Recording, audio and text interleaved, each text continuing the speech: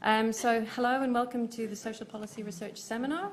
Before we begin, I would like to acknowledge the Aboriginal people that are the traditional custodians of this land. I would also like to pay my respects to the elders, both past and present, and extend that respect to other Aboriginal and Torres Strait Islanders who are present here today. So today's presentation is by Wendy Jopson and Ilan Katz of the Social Policy Research Centre on Aboriginal community-controlled research. So the format will be approximately 40 minutes of presentation, and then we'll hopefully have some time for some questions, but we're quite tight with time today, so thank you.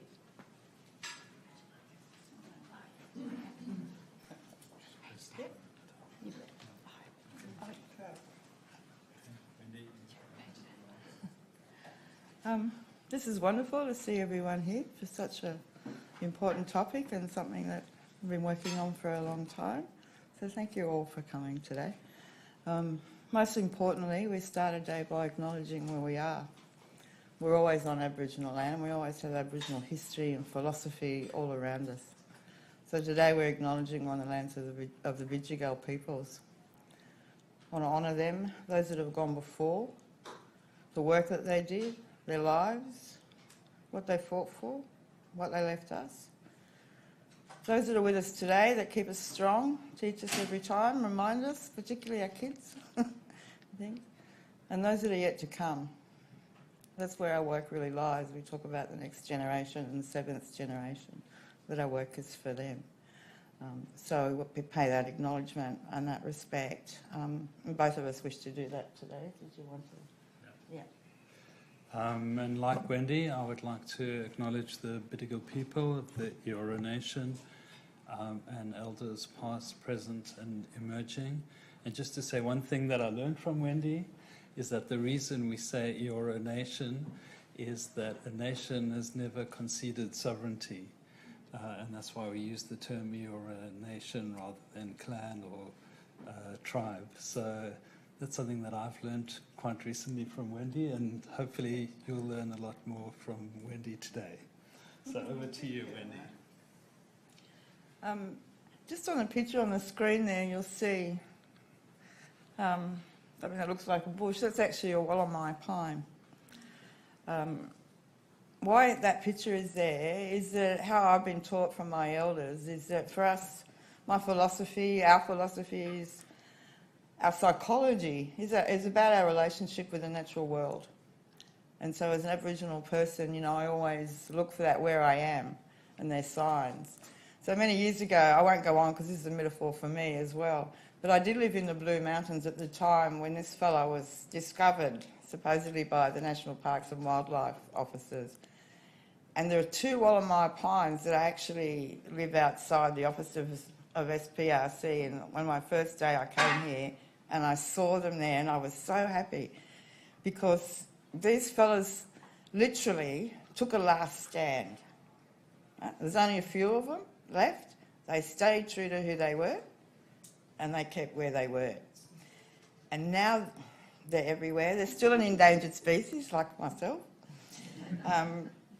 But they're quite inspirational, and I sort of bring that because that's a great gift that I've been given by my teachers about from our culture, that's such great health and belonging for us to form our relationships with the natural world. So today here's to the Wallamai.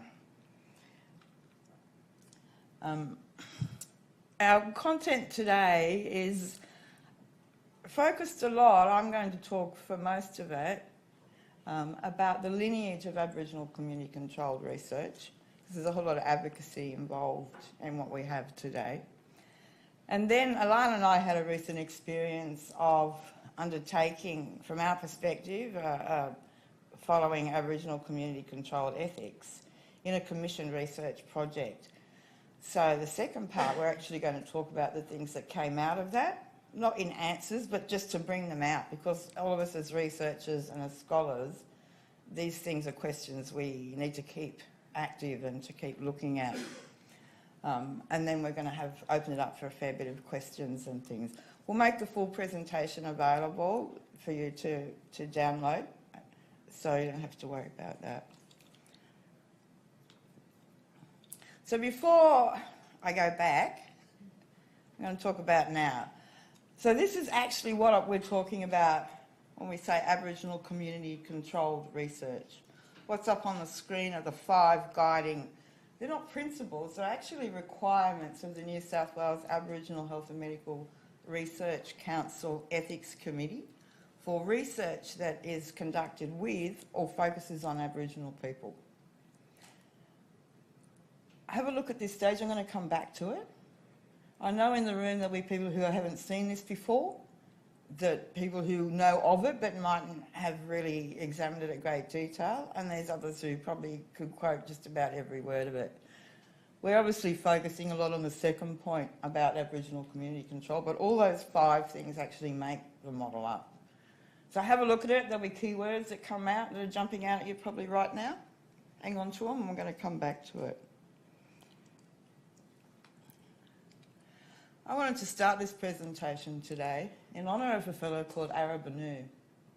There's reasons for this. Arabanu was the first Aboriginal man that was seized in the first colony here. And what's up on the screen is an extract from Lieutenant Watkin Tench's journal.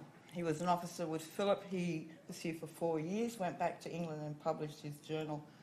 Amazing reading. This is an extract from it.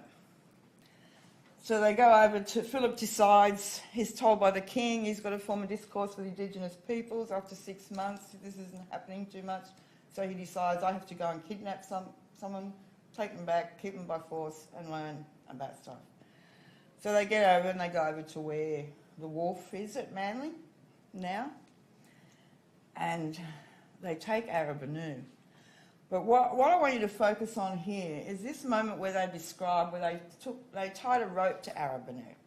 And at first, he looks at it, he attaches his meaning to it. He calls it a name, an ornament. Yeah, this is cool, this is a nice looking thing. He's happy. His meaning, his construction of that rope. Then they tie him to the boat and he realises what that rope actually is. Then he freaks out. And all around him freak out and cry. Hang on a minute. Oh, that's my phone going off in my back pocket.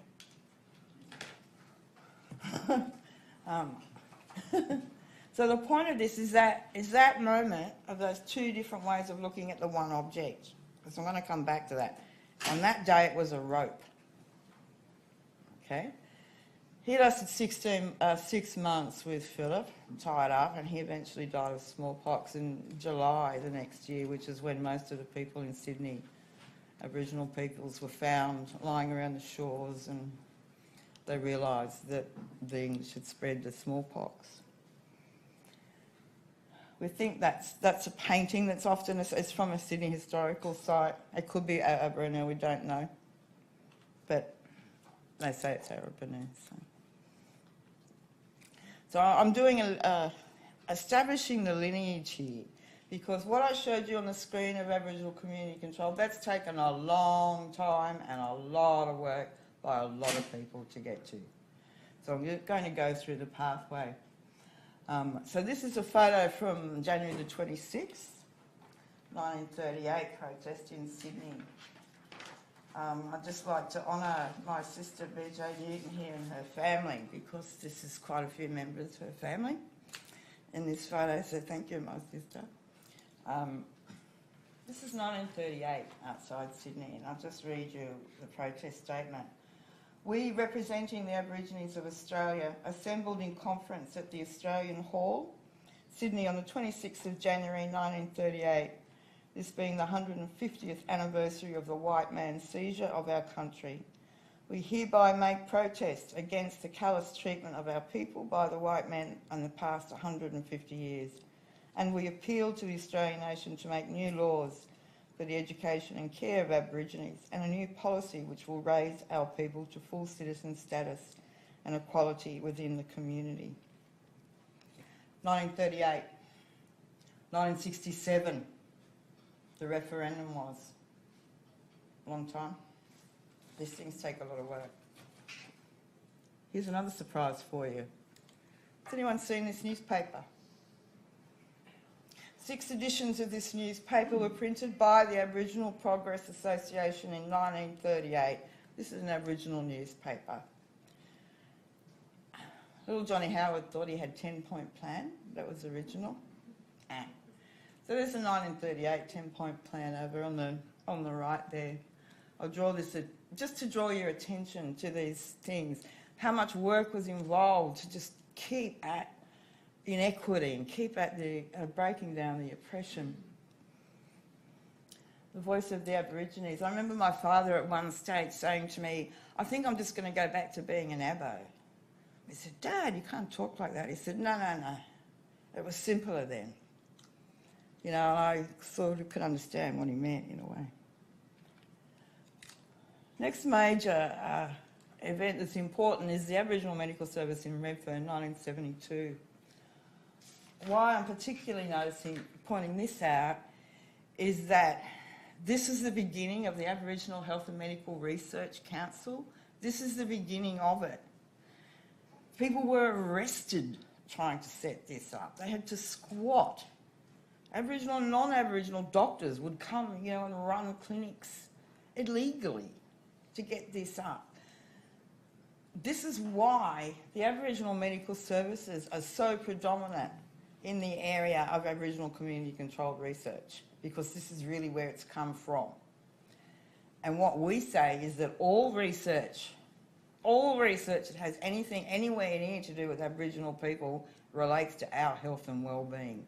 And therefore, it comes under health research and goes into a health research ethics committee.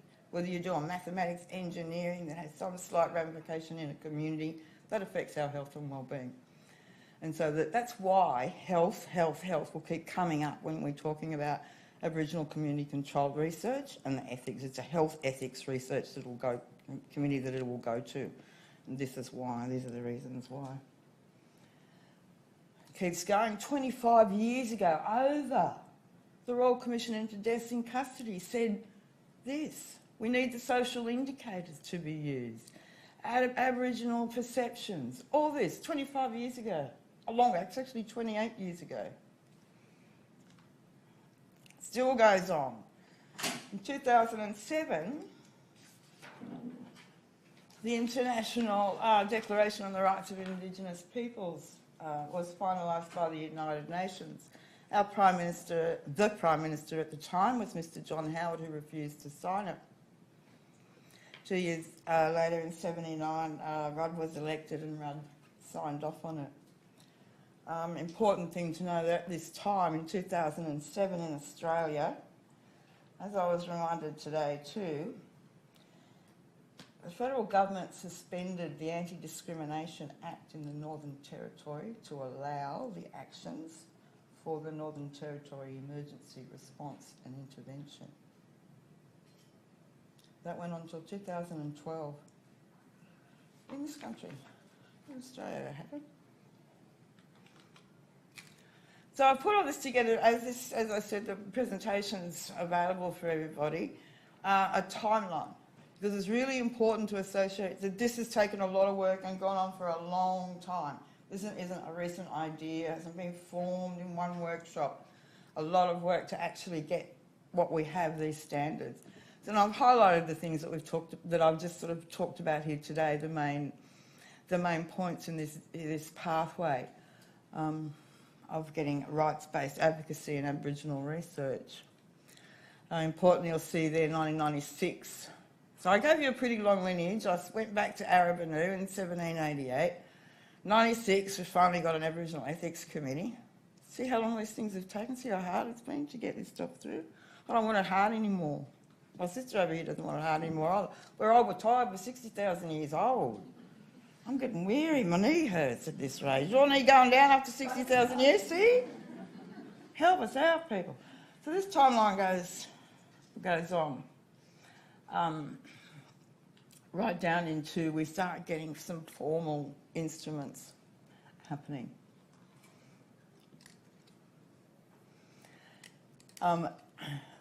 We've got the human rights conventions and articles and things, and then last year in 2018 we started to get data sovereignty coming along, which is the final sort of thing, instrument and rigour we need. So what have we got today? Worked hard for a long time, a lot of people advocated. So we have at national level prescribed standards, accountability for Aboriginal controlled research, for ethics research, for standards. This is the National Health and Medical Research Council, which tells us this.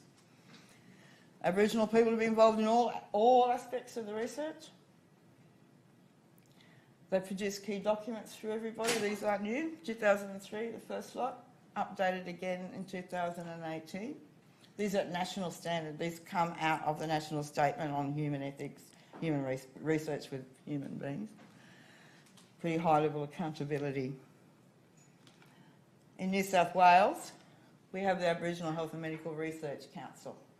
This is a connection to the AMS, why I put that up there, why it exists like this. The AH and MRC, as we know, also have an ethics committee. They're situated out at Little Bay. There's also a college that trains Aboriginal health workers out there as well. We've been doing this for a while. And so the role of the ethics committee, they see, is that it's not a substitute. We don't, in our own world, we're not establishing further entrenching hierarchies to replace ones that have gone before. So it's still very much local initiatives, and that respect and honouring of the right to self-determination of every local community or group, and that doesn't get subsumed as you go up to bigger standards.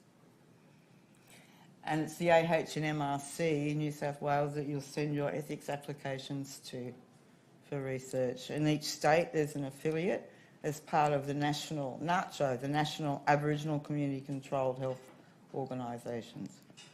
So you can see we've got a pretty good setup going here. We've been working this at a time. We've got national, we've got state arms.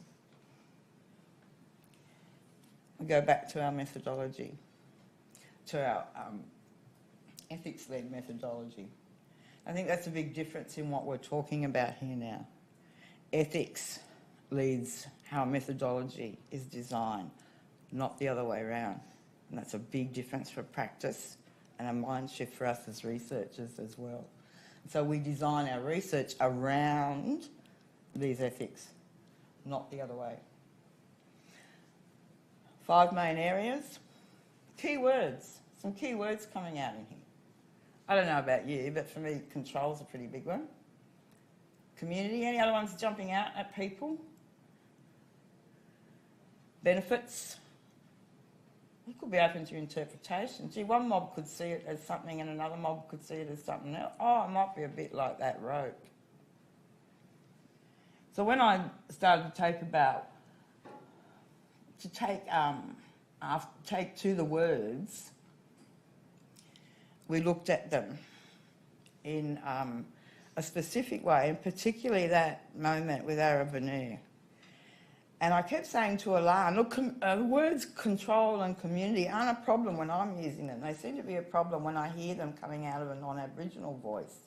That's when it's a problem. And I'm being told who I am and things like that. And this is a key one in there. We're trying to achieve this, and we're achieving this in an environment where we don't mostly have the money.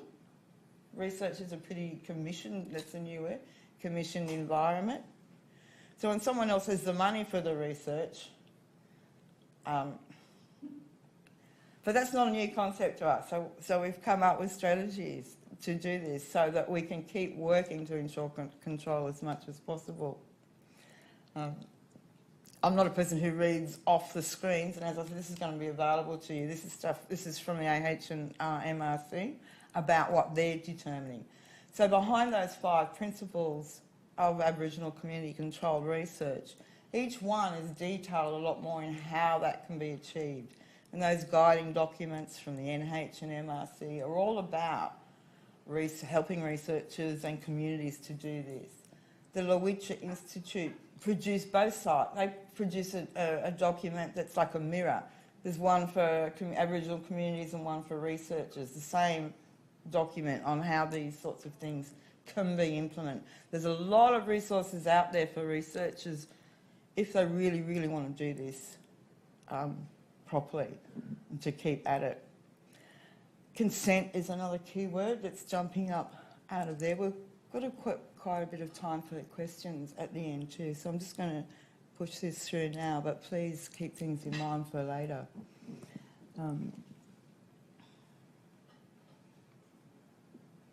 Community.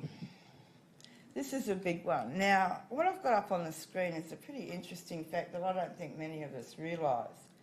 As I grew up, community wasn't a word that was used to describe our collective spaces. It was words like missions, reserves, camps. It was not the word community. This word was specifically located within Aboriginal development by Nugget Coombs, who was also responsible for the three-part identification. A non-Aboriginal person came up with that. But they had to come up with strategies because the Whitlam government was faced with what went before with things like half-caste, quadroons, all sorts of despicable language, awful language. And so language had to be changed. So this came up as a way by the government, by the Whitlam government, to refer to collective groups of Aboriginal peoples, place-based, all sorts of descriptions, as some way to change the discourse on how Aboriginal people were described. And also because the Whitlam era was the beginning, before then all the Aboriginal missions and reserves were under the control of a mission manager. They decided, like my father had to live under that, whether you could come or go, who you could marry, you had to get permission. This is my father's generation, permission to marry. That was changed in Whitlam and the missions and reserves became independent. And my community down the far south coast, Wallaga Lake, was one of the first ones to attain, where it ran its own. And most of those were run by land councils. That were around at the same time as the land councils coming in. So the word community is a government-invented word. When I use the word community, it's I don't have a problem with it because I'm determining it in my own head. The problem comes when it's determined from outside. You're the community. You're here. You're convenient. You look like I can talk with. You'll do. That existed. That still exists. That dynamic still exists. The non-Aboriginal entities and people are still controlling who an Aboriginal person is, and particularly at a collective level. Not very good. And I draw your attention to Frances Peters Little paper, The Community Game. Frances is daughter of Uncle Jimmy Little as well.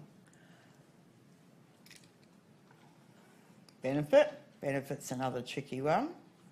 See why the rope around that leg? That community is that rope. That's a killer, that word. It's all right when we have control of it. We don't have control of it, it's not good. And that's an important dynamic to be remembered. Benefits in research. The research must benefit Aboriginal people and communities. Sometimes I'll ask researchers, how is this benefiting? Oh, we're raising their voice. We're getting their voice out. Well, they're involved in the research. Not enough. We're talking about things like reciprocity is another word that comes up in this. That the knowledge produced is truly a benefit for Aboriginal people that we want, the sorts of knowledge that we want. This is NHMRC, national, this is a non-Aboriginal entity saying this. Can I draw your attention to those last few words, valued by them? That's the right to self-determination right there. That's what we want to achieve more. I was given a job before I went to university by Aboriginal women, elders up in the Central Desert. I said, you get over here. This is why I went to university. I said, sit down. They said, you've got to go back down there and stop their words from coming up here and killing us. I thought, what does that mean? It took me about 20 years. How smart were they? I had to go and get a university degree. I went honours, writing papers, reading everything around the world. Them old girls were right. Stop their words from killing us. So, one way we're doing this is through data sovereignty. You want the knowledge that's produced, how it's written, where it goes. This is actually from the submission of the Australian Indigenous Governance Institution about defining data sovereignty, the concept of data. Basically, we want data that's culture smart, produced locally, means something. We can use it for what we want. And Ilan and I heard a lot of that when we were around. There's problems, minimum data sets. They're working for a government, but they're not working for us. How do we change this?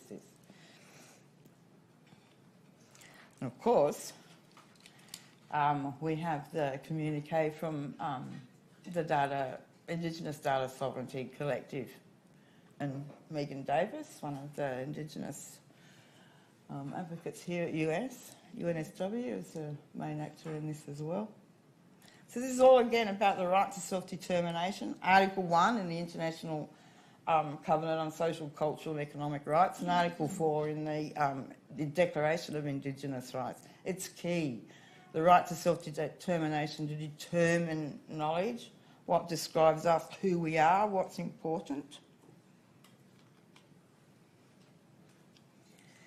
So we've got models. We actually have models of how Aboriginal community-controlled research is operating in Australia, particularly focused on the role of Aboriginal community-based researchers in it.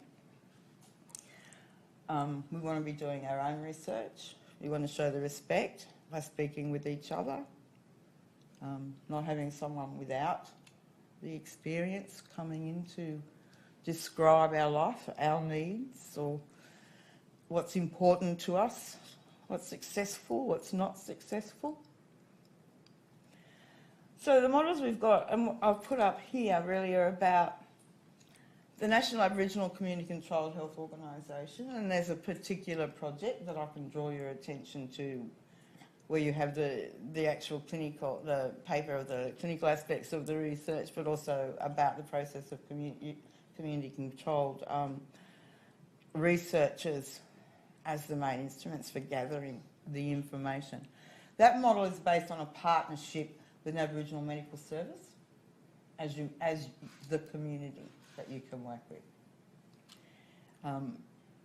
That's NACHO, so that's through national, so that went around the country as well, using the prime Aboriginal medical state-based body, and then you have your local ones. The next model is about with the cooperative research centres. Now, a whole lot of funding came to establish the cooperative research centres around the country. Unfortunately, even though we have the highest population of Aboriginal peoples in Australia living in Sydney, living very far west of here actually, we don't actually have one in New South Wales. They're in Darwin, they're in far north Queensland, they're in South Australia, WA. Not in New South Wales though. That's a whole other story I could go on about. We do have linkages. So they were set up around the country, and the Lowitja Institute is the actual National Institute for Aboriginal Health.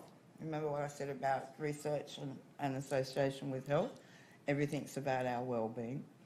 They're partnered up, Lowitja, with 13 partners nationally. UNSW is the only one from New South Wales that's with them, with a small project. 91 is another great model. And they really focus a lot on the training of Aboriginal community-based researchers, the strengths, and also the value of us doing our own research. And the other model is actually one from the First Peoples Disability Network.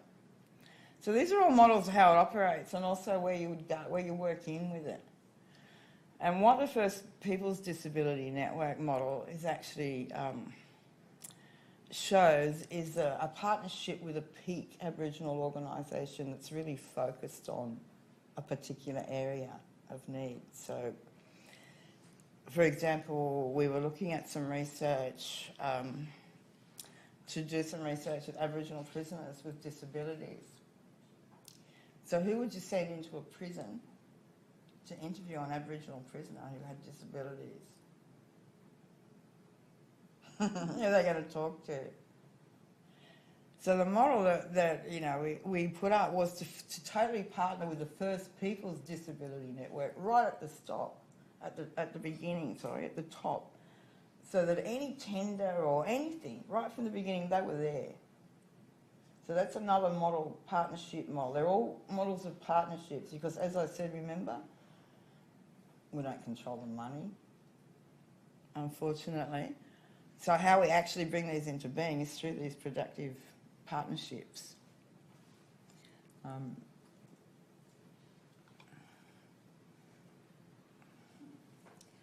This is actually a paper. I will let him talk.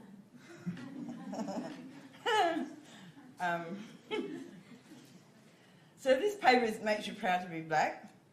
This is actually a paper about a research project, but they're focusing on the training of Aboriginal community-based researchers. And this is a tricky area because, you know, we're not all graduate, postgraduate and postgraduate research scholars, you know, doing our research and stuff. So this brings up the area about capacity building.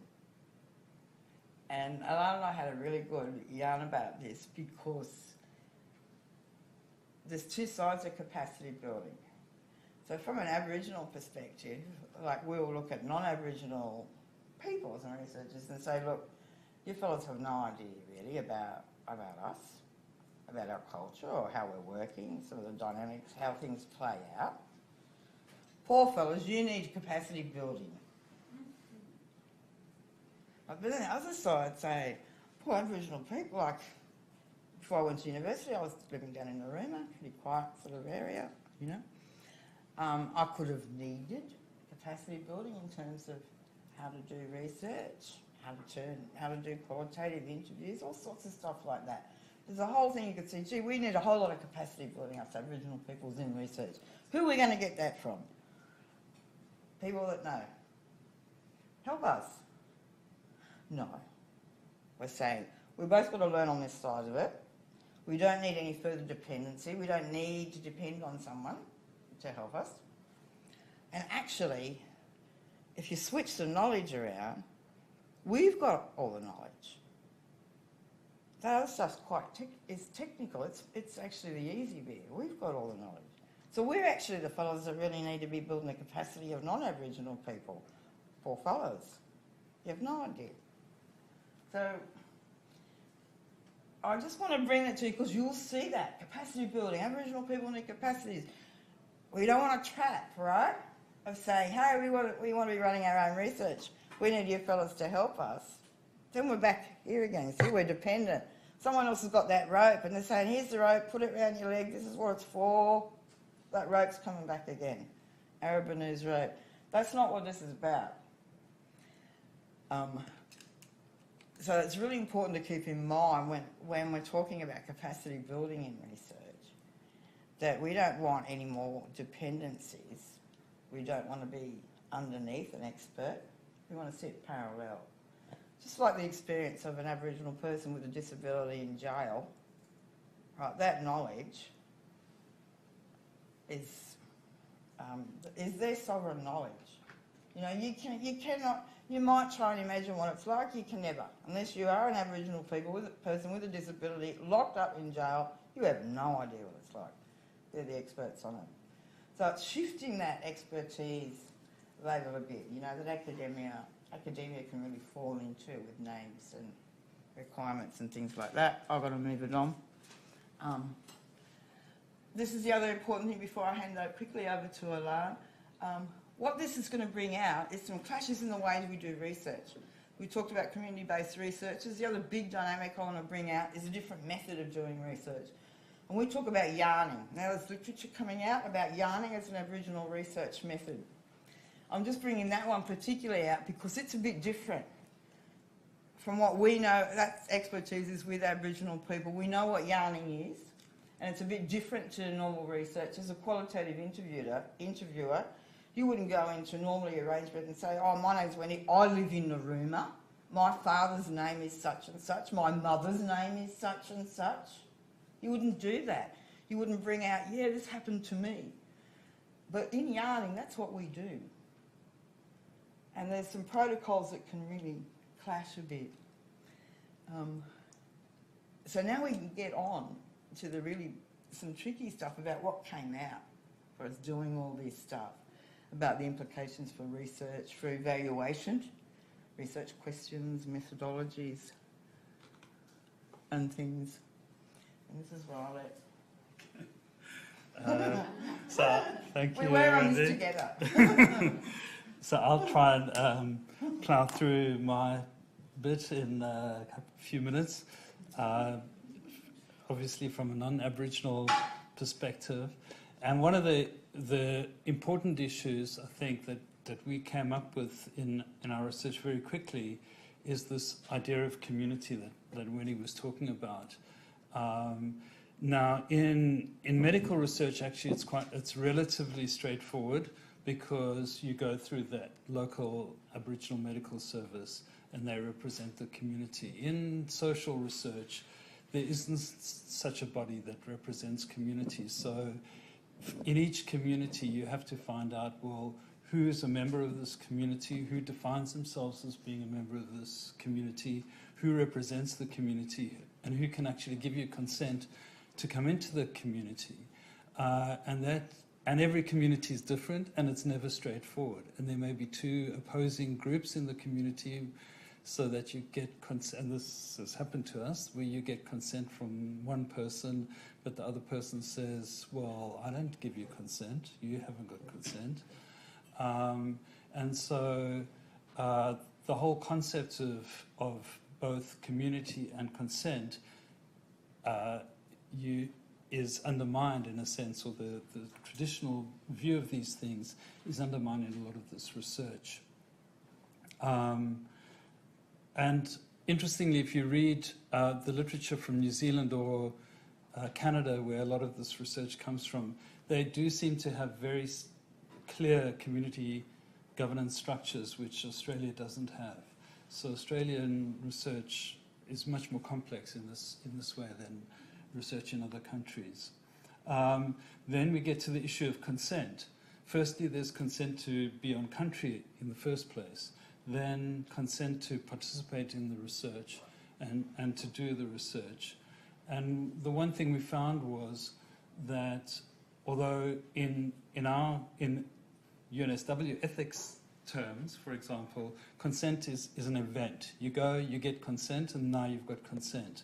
What we found is that consent has to be continuously negotiated with the community. It's not an event, it's a process that you have to go through at each stage.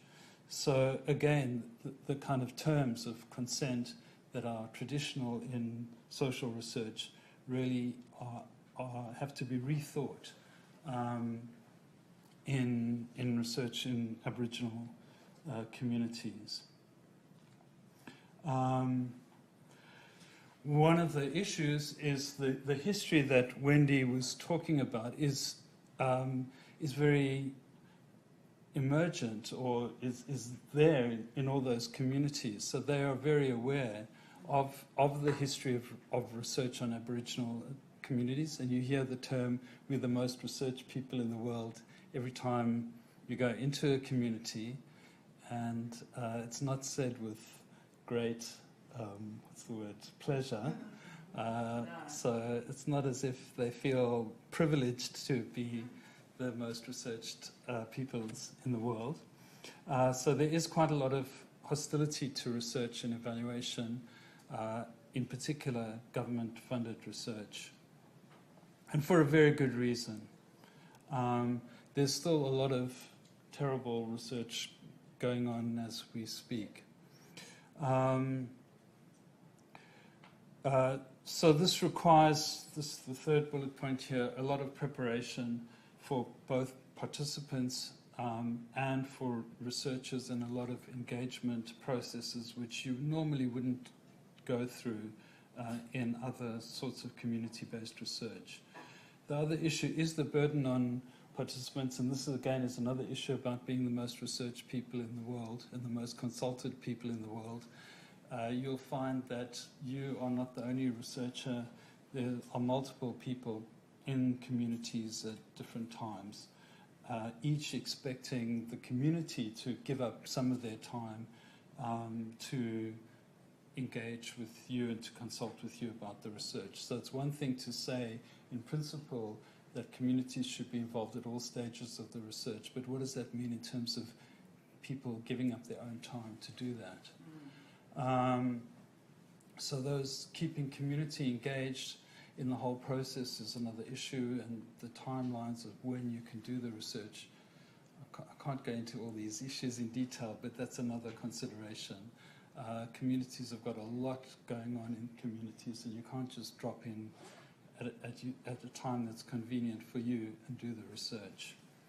The other thing is that although in principle we talk about community control in the design of government, but actually there are limits. Governments generally fund these projects, or the ARC funds it, and so the community has some control, but generally that control is quite limited, and it's important to be honest and straightforward about what control people actually have versus what you would like to give. So that transparency can cause, again, more anger, but it's an important factor in developing a trusting relationship. And then balancing the Western ethics with Aboriginal community control. We've talked a little about it, and I'll talk a little bit more about that at the end. The other thing is that the researcher is not in control of all the processes. So how can we promise control? I mean, one of the issues for us is that the media can pick up the findings, for example, and completely misinterpret those findings. Researcher is not in control of that, and therefore can't promise that the community controls those findings. And basically all of these things mean that it's easy to do harm in communities, even with the best of intention. So I think we assume that because we're going in, we've looked through the AH and MRC ethics, we've ticked all those boxes, we're going, obviously we want to do good, but you can go in intending to do good and actually do harm. So in conclusion, Aboriginal community control is an aspiration, but we're a long way from community control in Australia. I don't think there's been any project that really is controlled by community, in the sense that the community, in some, for example, in New Zealand, some of the communities actually hold the resource and they commission the research. Now, we're very far from that. The Lowitja is the closest we've got to that in Australia. But in terms of community-controlled research, it doesn't really exist yet. So it's more an aspiration than an achievement. There's a lot of guidance and principles to help researchers, as Wendy said, and case examples about how this has been done. But the kind of research can't be done by, you can't go with a guidebook and do it with a guidebook. You have to experience it yourself, because a lot of it is about relationships and trust. And a guidebook doesn't help you establish relationships and trust. So it's a long-term process of development. I hate the word journey, but it's a journey rather than a tick box exercise. And researchers, both Aboriginal and non-Aboriginal, have to prepare and understand as much about the community as possible before entering into it, and be prepared for shocks and surprises. So as I say, it's not something you can just do. You can just plan, go in, do the research, and go out as you would in most social science. And finally, as I said before, it's easy to do harm. The harm caused by research is cumulative and will affect future research in the community. So that's the problem, that if you do harm in your research, you're setting up the next researcher to have even more hostility and more difficulties. So we really have to be very self-aware as researchers, particularly non-Aboriginal researchers, going into communities as to what is the potential to do harm and how you can avoid that. So I don't want to go through this again. Australia is a long way from achieving community control, but communities are becoming more aware of research and its potential to empower them rather than them being kind of victims of research. And the point Wendy made, the researcher actually often learns more than the communities. Communities have a very good idea about the issues and what should be done. So this idea of capacity building is a two-way process. Similarly with consent and all these other issues, rather than seeing them as a researchers providing something, it's really an interaction and a two-way journey together. It is possible to do tick box community-controlled research, but to truly embrace Aboriginal community control, we need to totally rethink some of the basic issues which are taken for granted in social research. So those include consent, which we've talked about, confidentiality, which we've mentioned, the issue of payment and who you pay and how you pay researchers. The whole question of data storage needs to be rethought, and the whole question of dissemination, authorship, and intellectual property really has a completely different perspective when you come from it in a community-controlled way. So that's my little spiel, and here's some further reading for those who want to download the... I won't go into this. Here's a reading list. So next time we present, we will expect you all to have read all these articles. So thank you very much.